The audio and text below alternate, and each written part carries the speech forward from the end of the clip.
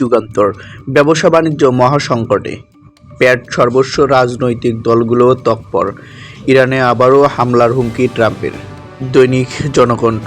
এনবিআরের shutdown অশনি সংকেত। এদিকে তেহরানে হামলার নিহতদের জানাজায় মানুষের ঢল। তথ্য প্রযুক্তি উদ্ভাবন ও দক্ষতায় এগিয়ে চলার গল্প। দৈনিক সময়ের আলো। ক্ষতির মুখে অর্থনীতি, কূটনৈতিক আলোচনায় দ্রুত সমাধান চান ব্যবসায়ীরা। এদিকে ব্রডব্যান্ড ইন্টারনেটের দাম কমছে না গ্রাহক পর্যায়ে। দৈনিক ইত্তেফাক। এনবিআর শাটডাউন, দেশ জুড়ে বন্ধ আমদানি রপ্তানি ও শুল্ক কার্যক্রম। পিআর পদ্ধতিতে সংসদ ও আগে স্থায়ী সরকার নির্বাচনের দাবি। দৈনিক সমকাল। আন্দোলনে স্থবির এনবিআর, আমদানি রপ্তানি ব্যাহত। এদিকে টেবিলের আলোচনায় মাঠের চাপ, লক্ষ্য বিএনপি। এনসিটি পরিচালনার দায়িত্ব পেতে পারে নৌবাহিনী। এদিকে সংকটের গভীরতা সরকার বুঝতে পারছে না। দৈনিক কালের কণ্ঠ। সারা দেশে অচল ব্যবসা বাণিজ্য, 34 বছর পর আবারও প্রতীক সংকটে ইসি।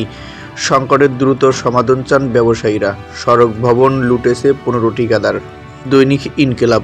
অর্থনীতি ধসের ষড়যন্ত্র, দুদকের জাবাক যেন এক বারমুডা ট্রায়াঙ্গল।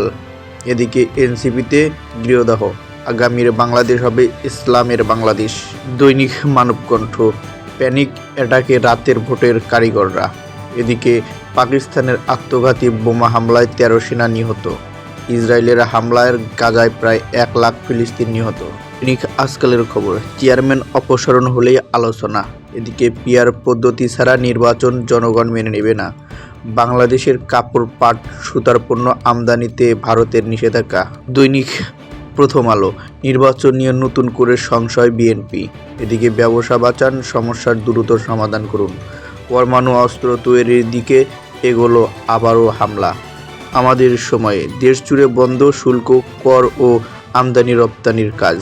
সবার দৃষ্টি নির্বাচন কমিশনে। বন্দরে বন্দরে পণ্য জট, ক্ষতির মুখে ব্যবসায়ী। এদিকে বন্যা মোকাবেলায় দিল্লির সঙ্গে আলোচনা ঢাকার।